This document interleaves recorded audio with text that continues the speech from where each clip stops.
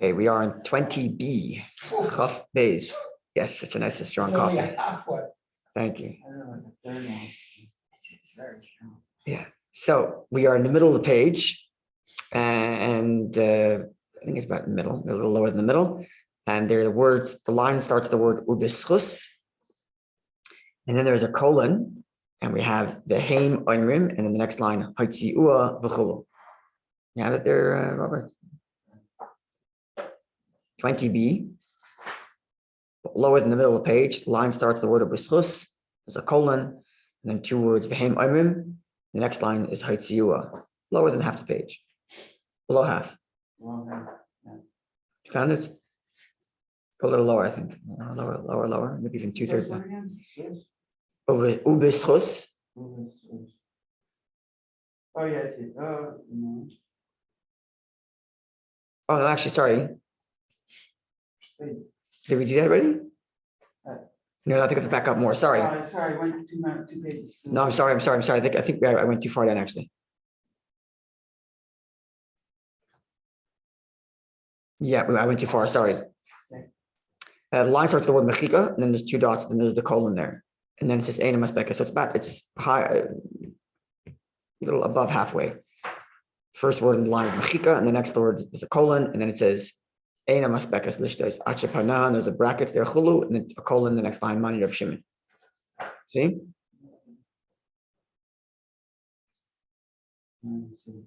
Yeah. Oh.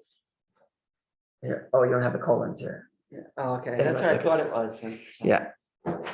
Okay, so the Mishnah told us that Eina Maspekas lishtais, that when she drinks the water, she doesn't even have a chance to finish it, achepana, etc., until her face bloats, her eyes bulge, and her demise begins. So the Mishnah states, therefore, essentially, that the effect of the Sotah water happens the moment she begins to drink it. That's right. The Sotah is a suspect woman. Right. She was took taken. the paper, she crumbled it in. That's right. So we went through the whole process of how the water is made, how the earth is made, how the paper is made, how we crumble it, all that. And the Mishnah said that as soon as she starts drinking it, it has an effect on her demise begins. If she's guilty, assuming she's guilty. If she's innocent, then obviously she's okay. So this would imply that the effectiveness happens right when she drinks the water, which would mean, therefore, that the drinking of the water is the last stage in the process. Oh, she's already, if she's In other words, the effect of the curse will only happen once the entire process of the Sotah has been done. Right. Which means if the Mishnah states that once she drinks, the negative, the demise begins, that means the drinking of the water is the last step in the Sotah proceeding. Right, but if she's guilty, and she's listening to everything, she's descending as all these things are happening, and she knows when she has the water, if she's believing, if she's not, that. Right, so that's the discussion we had already before. Okay, so we're pointing out here, this is the main point the Mishnah Gemara is trying to make for us, which is that if the Mishnah states that as soon as she starts drinking, it has the negative effect and her demise begins, that means that the drinking of the water is the very last step in the process.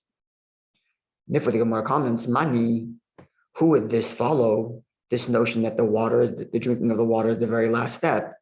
This is Rabbi Shimon, this follows the view of Rabbi Shimon.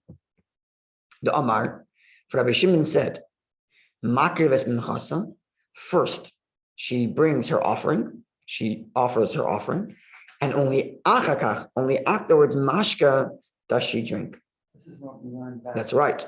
If the drinking is, take this, if you're of the view, which there is such a view, that first she drinks the water and then the offering is offered, then when would her demise begin? Not once you drink the water, but only after the offering. Because the kama, the loy karva minchasa, because so long as the offering has not been offered, loy batkila maya, the water will not determine if she's innocent or guilty. She has to bring the offering first. Iksiv, as the verse reads, minchas zikaron. The verse refers to the offering that the Sotah woman offers as a meal offering of remembrance. Remembrance of what? Explains the Gemara. The verse itself explains what it means. Maskeres avon. This offering is a reminder or indicative of her sin. Yeah. So we therefore see that the offering itself is part and parcel of informing us whether she's guilty or innocent. But it says, And therefore, sorry? it says a reminder of her sin. But if she's innocent, it's Yeah. Exactly. But assuming she's guilty, let's just assume that's the case, right? So then the verse states that the offering is necessary to indicate whether she's a sinner or not. And if that's the case, then her demise cannot happen until after she's brought the offering. Which means, therefore, if we are stating that the demise begins as soon as she drinks the water, it must be that the water drinking is after the offering. Clear? Is that clear? Rabbi, with me? I think so. Wait a second, sorry, Rabbi, with me? Our Mishnah stated that as soon as she drinks the water, demise begins. I understood the part where it said that the drinking is therefore the conclusion of the drinking. That's right. Is the very last. That's correct. Because upon her drinking, she starts to get symptomatic. That's right. But Which means the offering has to have happened earlier. That means the offering has to have happened earlier. Yeah. Why? Because the offering itself is necessary for the water to do its thing. Oh, so if she doesn't bring that's correct. So if she did the drinking first and then the offering, then the drinking wouldn't cause her to get sick until after the offering.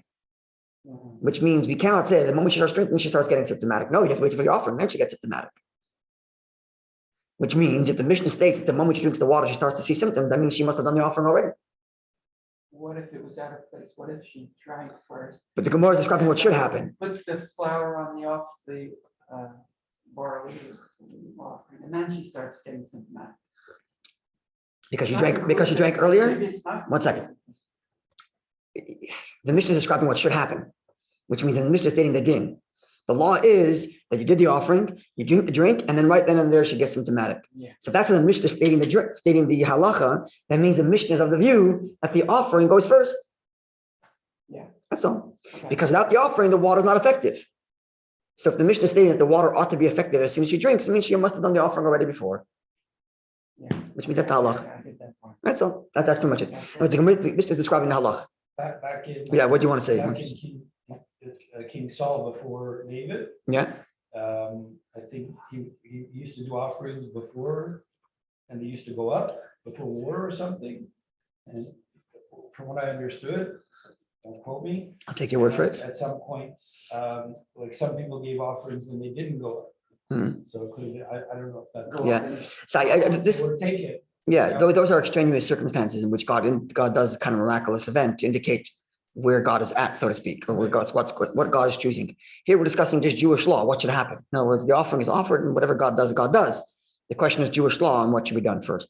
And from the fact that the Mishnah states that as the moment she drinks, she gets symptomatic, indicates that the offering must have done earlier, because we learn from the verse that the offering itself is part and parcel of bringing the curse that's as a result of sin or innocence, if not, which means that the offering must have done first if the drink is causing symptoms right away. And therefore that means, sorry? You'd have a seder, you'd have an order. That's correct. Which means, and here's the key, this means that the Mishnah is of the view like Rabbi Shimon, because Rabbi Shimon is the one who said that first goes the offering, then goes the drinking. So now the Gemara says, Ema Seifa, however, let us now look at the latter part of the Mishnah. The end of the Mishnah stated, Yesh laschos, if she has some merit,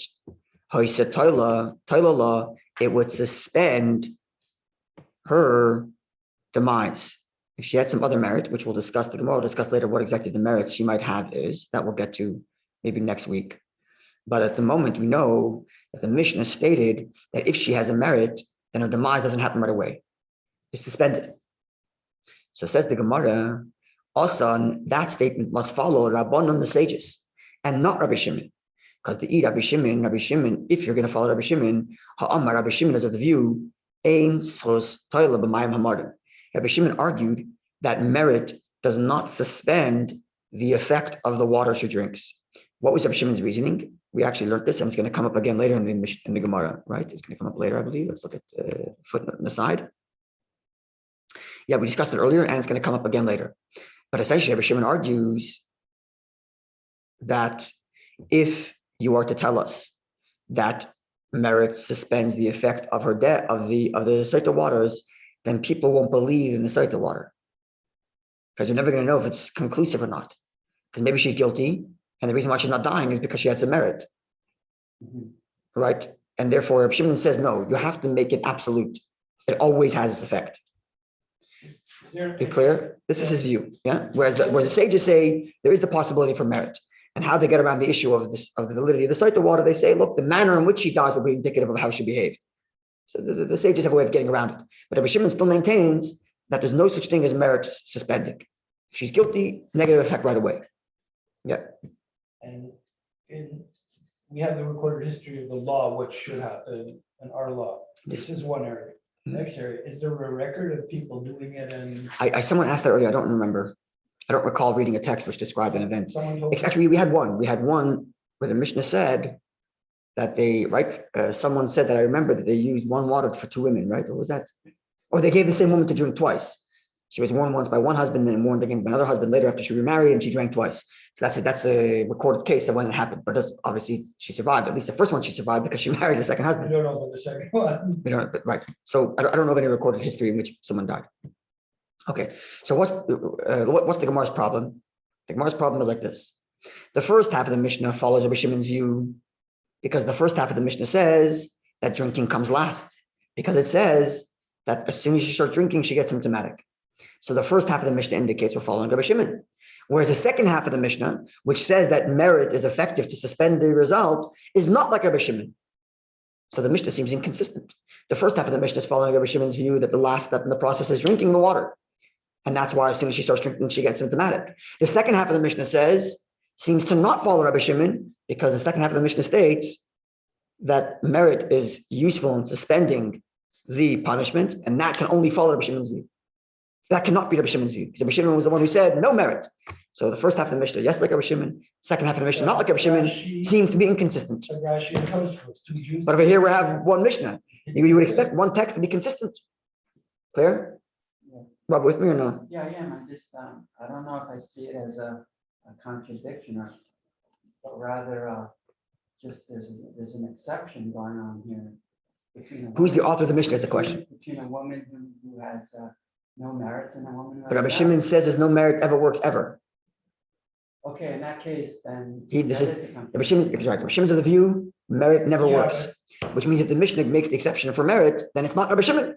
Yeah. Whereas the first half of the Mishnah, which says that the last thing on the process is the drink, that is Rabbi Shimon. So it's one text that has Rabbi Shimon, but not Rabbi Shimon. We're getting into derivatives in the stock market here. Because if you have a woman and maybe she doesn't have merit, but her grandson or great grandson is going to be somebody big, she's going to be around for a while till. Okay, that this is God's business. I can't get into that. I don't know. Sorry, I'm with loopholes. Okay. So now the Gemara says like this. Amar Rabbi Chisda states, we find a middle ground view. Hamani Rabbi Akiva. This is, we'll have to say our Mishnah doesn't follow Rabbi Shimon. Because even though the first half of the Mishnah is consistent with Rabbi Shimon, because Rabbi Shimon's of the view that the drinking of the water is last. But we cannot say it's Rabbi Shimon because it's inconsistent. The second half of the Mishnah is inconsistent with Rabbi Shimon. The second half of the Mishnah, which says that merit is effective, is inconsistent with Rabbi Shimon, who says merit is never effective. And therefore, Rav Chisda said, we have to find someone else who could be the author of the Mishnah. Hamani, who would be the author of this Mishnah?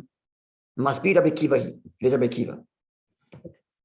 You'll remember from way back, we had this whole deep discussion, and we had three views about the order of the Sotah.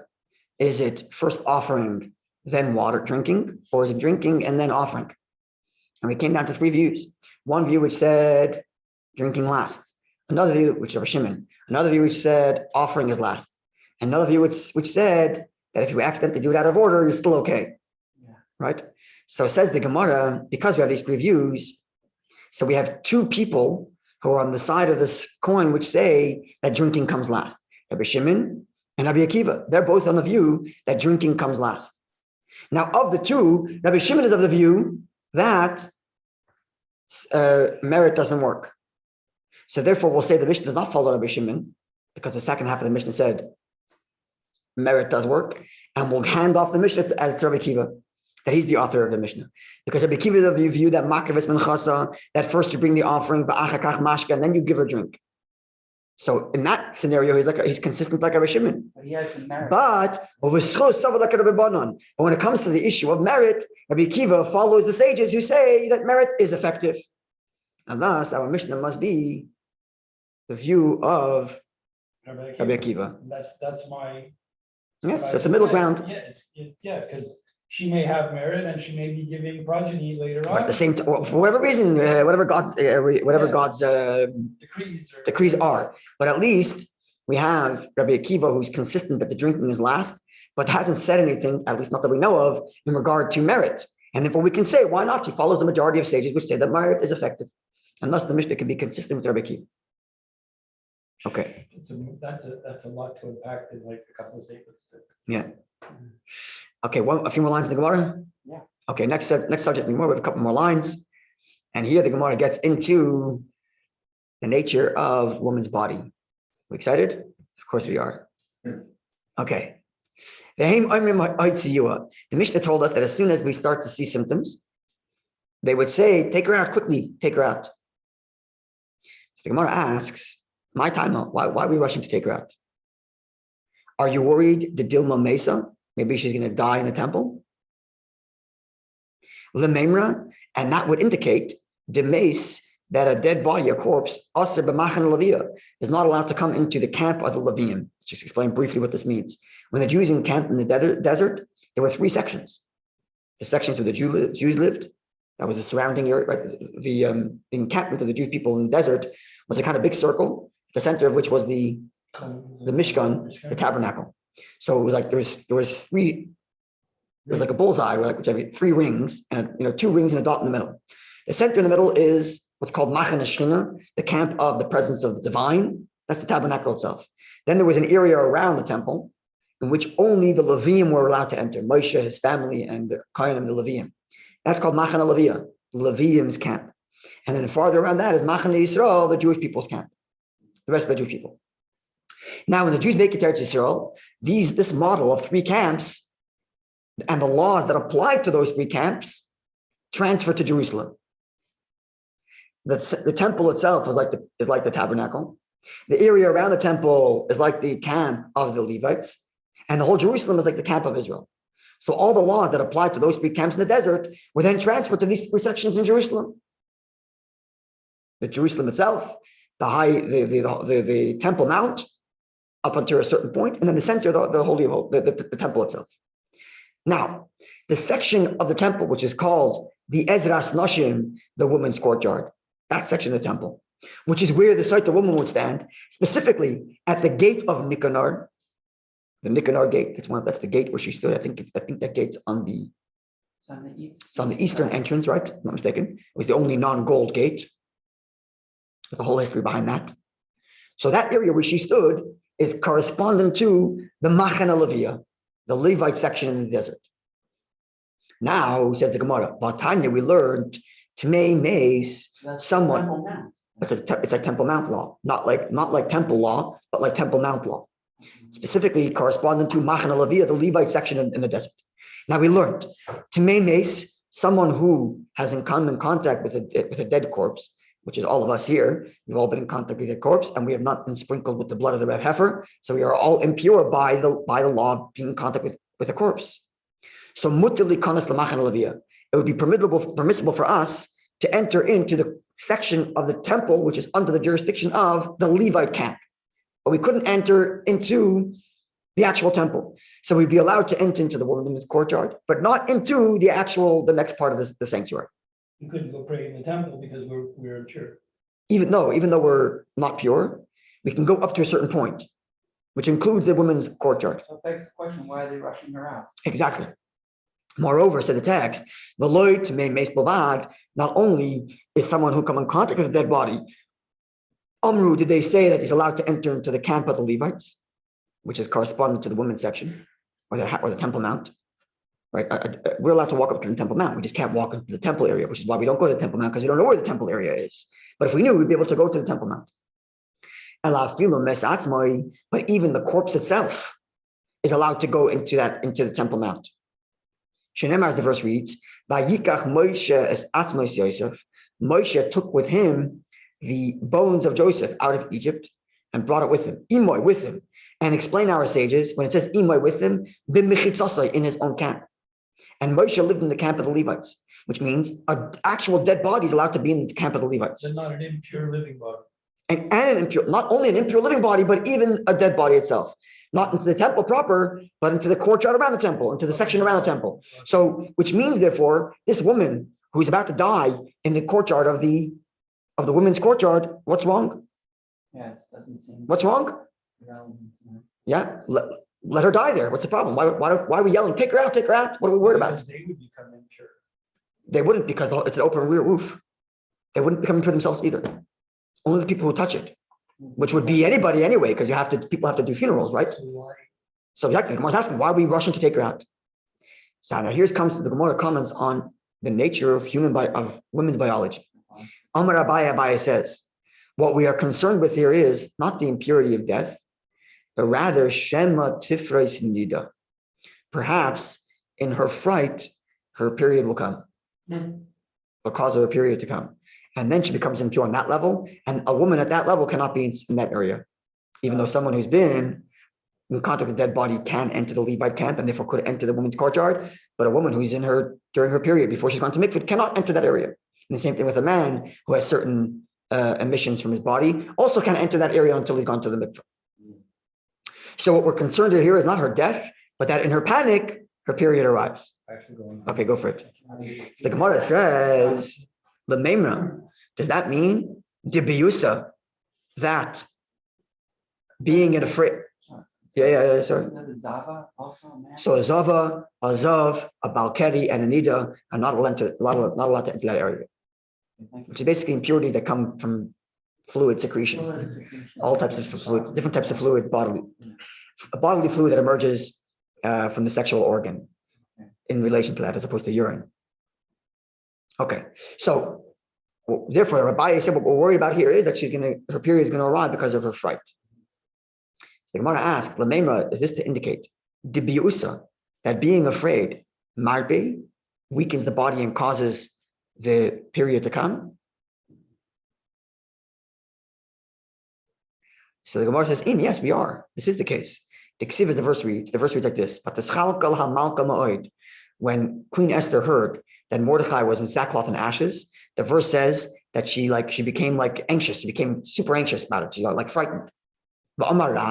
And Rav explained that she was so frightened, Shapir Sanida, that Esther got her period because she was so nervous about hearing that she was so distraught over hearing that Mordechai was in sackcloth and ashes. So we have an indication that fright does cause the period to come, or her menstruation. Because there's a precedent. There's a precedent. So the Gemara asks, hold on a second. You're telling us that fright causes menstruation. But Bahanan Tanan, we learned the reverse. That Charada Misalekes Damim. That being afraid causes the blood to not it stops the menstruation flow. So does fright cause menstruation or stop menstruation? We learned the law comes up when in the laws of Nida, which is when you're at a time when you're expecting the menstruation to begin, husband and wife have to separate. The details of this law are very specific, and it's not the subject of our class here. But this is the law. When we're expecting a woman to menstruate, husband and wife separate because it may happen today. It's expected to happen today. And the law is, if she's in a super anxious position, you don't have to be concerned with this. She's hiding in the specific scenario. She's hiding underground because she's worried about the burglars, or she's worried about an invading army taking over the town. She's hiding under the ground. So in that case, because she's so anxious and afraid, her body will not produce menstruation. You don't have to worry about it. Sounds like a plausible biological thing. So which one is it? Yeah. It's like Mar's asking. Right. Does fright cause the menstruation to come, or does fright cause menstruation to stop? Which one is it? Yeah. We have two conflicting reports. You following? Yeah. So the Gemara makes a distinction between two different types of anxiety. Pachada samis, the usa marpa. If it's a sudden fright, then her body reacts and everything loosens and it can cause menstruation. But if she is in sustained state of anxiety, the body actually tightens and locks up. And it's What's the second one? if it's sustained, continued, elongated anxiety, then the body tightens up. Gradual, prolonged. That's right. So this is a real thing that women post the war, they stop menstruating. It was like a whole thing until women were able to menstruate again. Because when you're in such a sustained, over there, it's also malnourishment. The body like preserves its own strength. So the person is in long state of a suspended. I actually know some of this. I know people this happened to, people in abusive situations and whatnot, where they have extended period of sustained anxiety. The body completely tightens up and doesn't produce menstruation. And we can argue that from a biological perspective, the reason is, meaning from an evolutionary biological perspective, is that, when a person's in a tense thing, the first thing to go, it's a conservation of energy. You don't want to reproduce. Like biologically, the body doesn't want to reproduce when it's all anxious. It wants to first take care of itself and then it can reproduce. Yeah. Right. So the body will which is why when these women were malnourished in the war, the first thing to stop was the menstruation, because you're so malnourished, you can't even sustain yourself, but you're gonna get pregnant now and take care of a fetus and a baby. So the body kind of tightens up and doesn't allow for that to happen. And therefore it removes, it holds the menstruation back. But a sudden shock causes the body, where the person loses control of their body, where super shock causes people to even excrement and relieve themselves, and then they people urinate themselves because there's such sudden, but that doesn't happen when it's elongated anxiety. It happens when there's sudden shock and the body can't control itself.